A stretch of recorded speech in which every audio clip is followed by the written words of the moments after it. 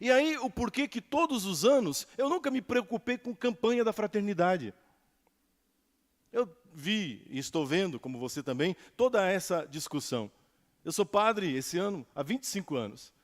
Há 25 anos, como padre, eu faço parte da campanha da fraternidade. São os 3 exercícios da quaresma: oração, penitência e caridade. Caridade, aqui se encaixa, nesse terceiro tópico, um aspecto da caridade que a campanha da fraternidade propõe.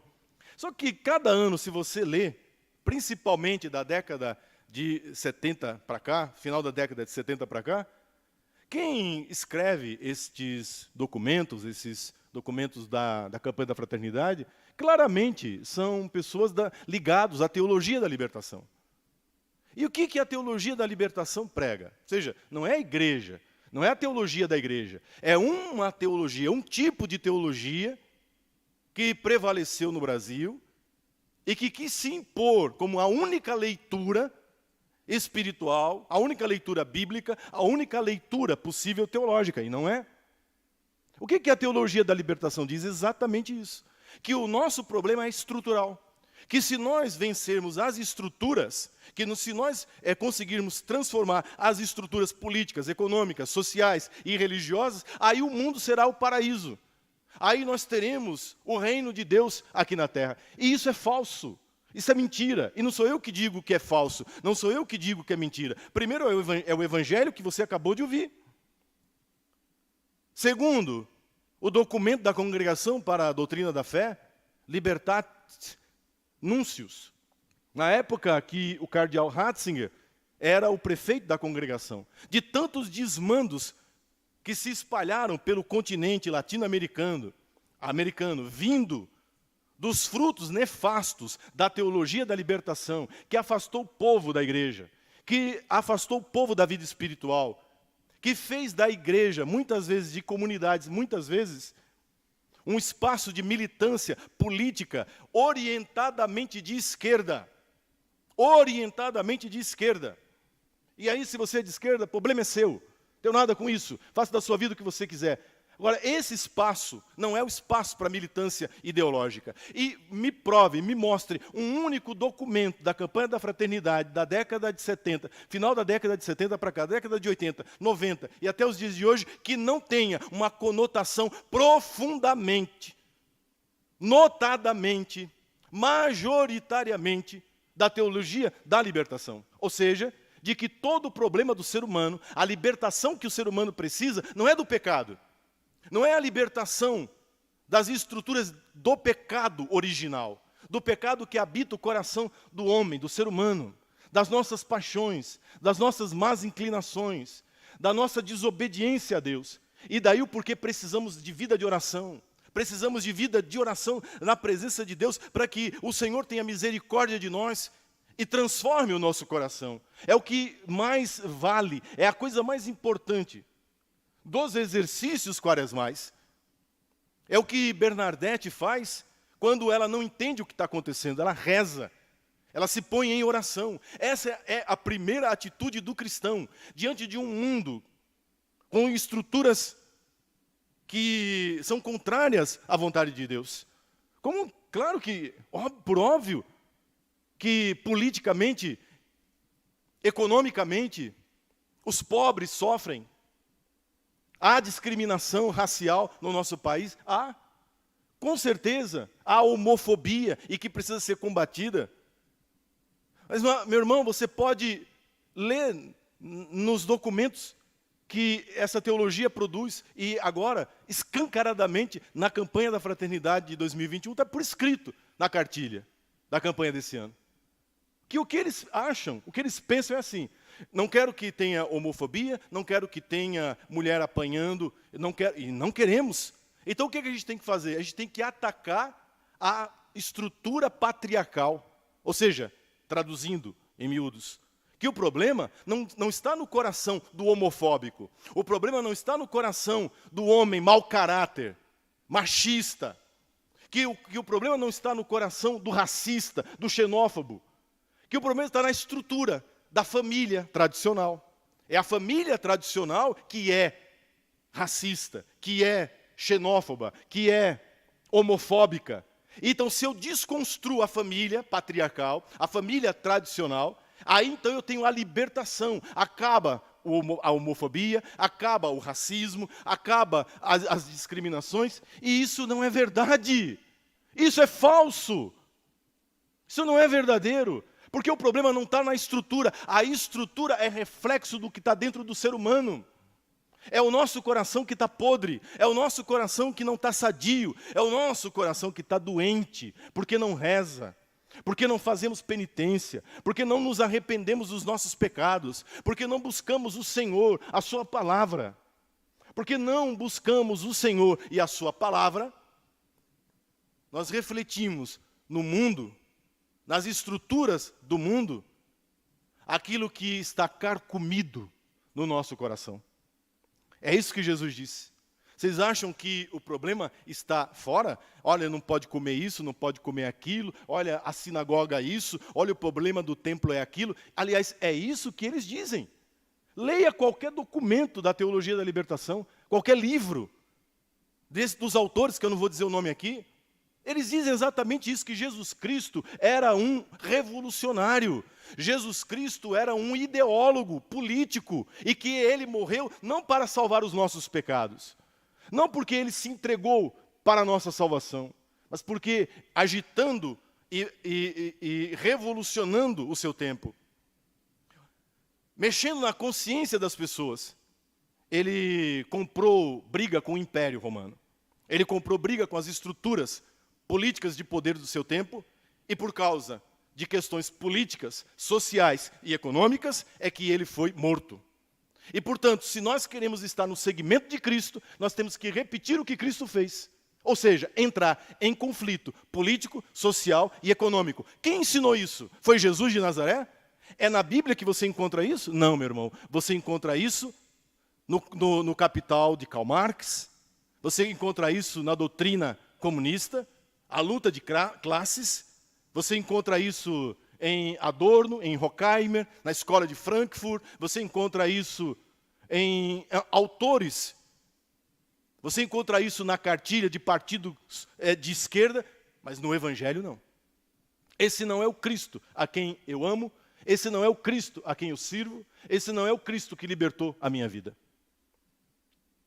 Por causa de um Cristo agitador político, por causa de um Cristo revolucionário, sabe, do seu tempo, há 30 anos, pelo menos nesse país, sequestraram a Semana Santa em muitas paróquias. Não nas minhas, não na minha paróquia, nunca. Nunca deixei de tratar o tema da campanha da fraternidade, mas sempre colocando o tema no seu devido lugar. Impossível passar uma campanha, o tempo da quaresma, 40 dias falando sobre o problema da água poluída, de que tem gente que está roubando a água, que o agronegócio, quer dizer, colocando o povo da cidade contra o povo do campo, o povo do agronegócio. O que é isso? É luta de classes. Estava escrito isso no documento da campanha da Fraternidade da Água? Estava. Vocês me ouviram tratar disso aqui nas missas? Não. Por quê? Porque eu tenho critério, que eu tenho bom senso, porque eu sei que por trás daquele documento está um tipo de teologia, está um tipo de mentalidade, que infelizmente, imperou dentro do secretariado, dentro das secretarias, dentro daqueles que são os responsáveis por executar os documentos e textos. Campanha ecumênica, mas espera aí, mas a Igreja Católica está presente?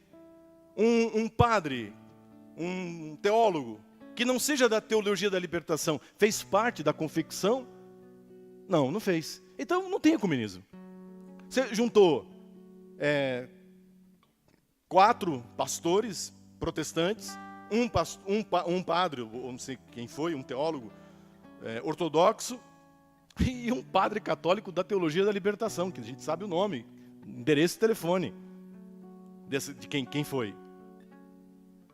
Eles creem nas mesmas coisas. Eles acreditam nas mesmas coisas. Sabe o que seria uma campanha ecumênica? Chama os batistas para conversar. Chama a Universal do Reino de Deus. Chama.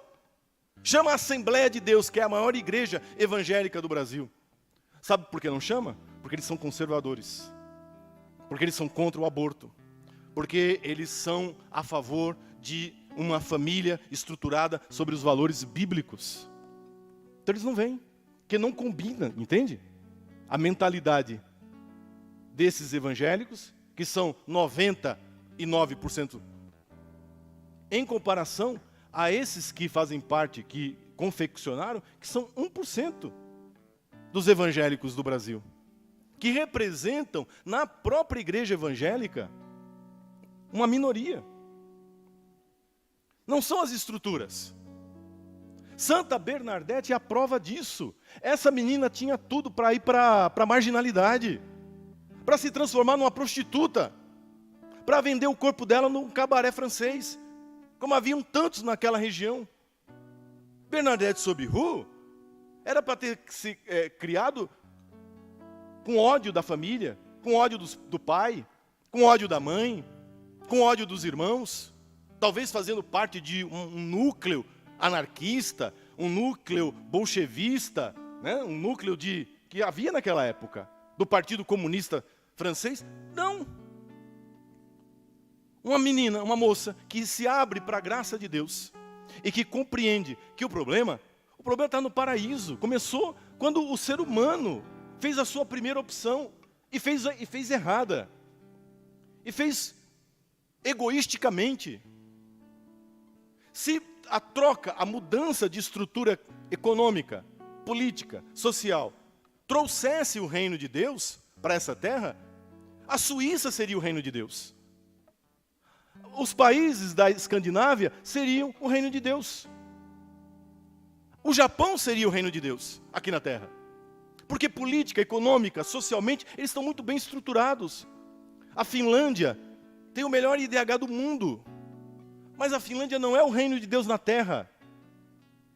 Quando nós olhamos a aplicação, escute, a aplicação dessa cartilha marxista, da luta de classes, quando esta política, quando essa economia é aplicada, o que nós vemos é genocídio, o que nós vemos é morte, o que nós vemos são governos totalitários e criminosos, aqui pertinho de nós, fazendo fila para comer sobra do supermercado, aqui pertinho de nós. Entende? Como assim? E Bernadette, entendendo isso, compreendendo isso, se ajoelha diante do sobrenatural e entrega a vida inteira a Deus, pelas mãos de Nossa Senhora. Vocês acham que essa mensagem não é para os dias de hoje? Vocês acham que Nossa Senhora de Lourdes não tem uma mensagem atualíssima para esse momento que estamos vivendo? Bernadette viveu a vida inteira doente, fisicamente doente. Quando ela ficou paralítica na cama, uma freira chamou o padre para dar a unção. O padre e a freira entraram para visitá-la no quarto e fizeram uma brincadeira com ela, dizendo: o que você está aí com preguiça? Brincando, sabe? Aquelas brincadeiras chata, preguiçosa. O que você está fazendo aí deitada? E a resposta dela é a mensagem. De novo, a mensagem de Lourdes. Ela revela uma das coisas que Nossa Senhora tinha dito a ela. Ela disse assim: eu não estou aqui deitada com preguiça, eu estou aqui obedecendo as ordens de Nossa Senhora. Porque o meu trabalho aqui na terra é sofrer. A minha missão aqui nesse mundo é oferecer todos os meus sofrimentos, unido ao sofrimento de Cristo na cruz, pela salvação do mundo. Eu estou aqui no meu trabalho, no meu ofício, porque Nossa Senhora me disse que aqui nessa terra eu não teria alegria e felicidade. A minha alegria e a minha felicidade seria no céu. A minha alegria e a minha felicidade seriam no céu. Essa frase, se você disser essa frase para um teólogo da libertação, para um católico de esquerda, ele cospe na sua cara se brincar. Porque essa é a frase mais alienada que se possa imaginar. convém não aguentar, suportar dor, enfrentar a dor como uma missão, mas se rebelar, se revoltar. Essa é a lição que nós mais ouvimos nos dias de hoje. Que a gente tem que lutar, que isso seria uma alienação. O céu, não. Aqui na terra, as coisas têm que acontecer aqui embaixo. Aqui é que tem que ser o paraíso. Aqui é que tem que acontecer as coisas. Que isso seria um tipo de religiosidade alienante. Que tira da igreja, que tira do cristão, o seu caráter de mudança, de profecia da sociedade. Lourdes é uma grande alienação para essas pessoas. O sofrimento de um doente é inútil. Um bebê no ventre da mãe não vale nada. É um empecilho que precisa e pode ser descartado. Entende?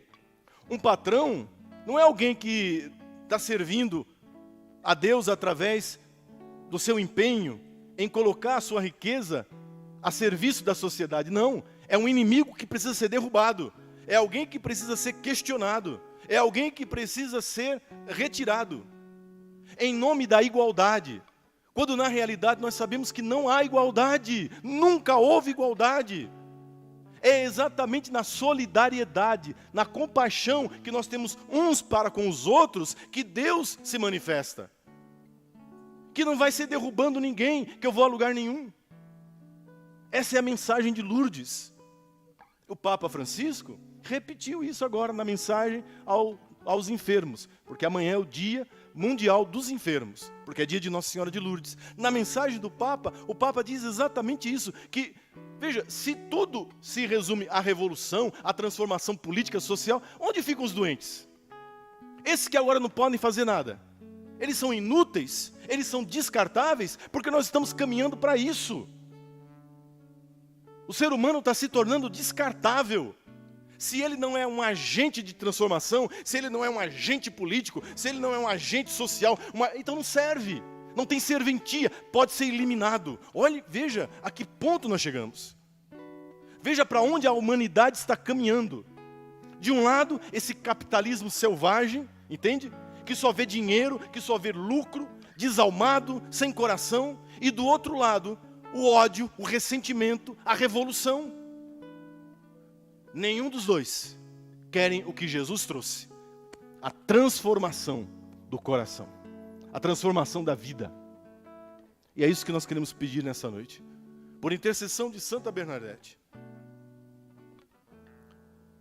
Eu não vou falar mais desse assunto. Está gravado. Quem quiser, pegue de novo.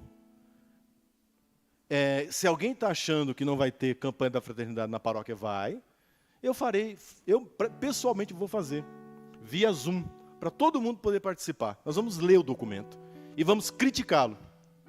É isso. É isso. Você está entendendo? Nós não temos que fugir de briga. Nós não temos que fugir do diálogo. Nós não temos que fugir com medo.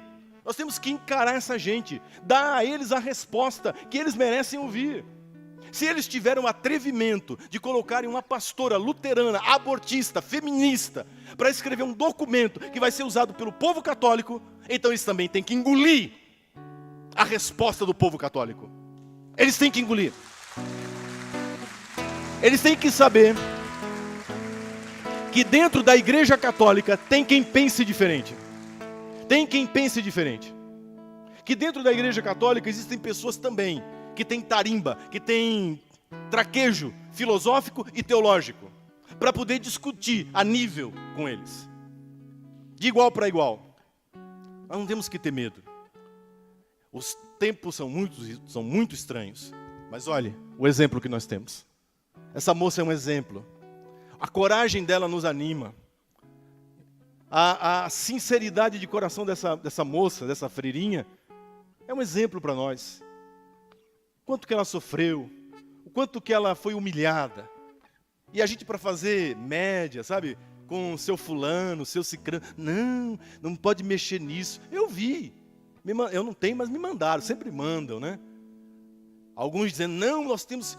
Eu ouvi assim, quem não obedece, não é católico, está em apostasia. Pois então é isso, né? Agora sim. Veja, isso são os ecumênicos, viu?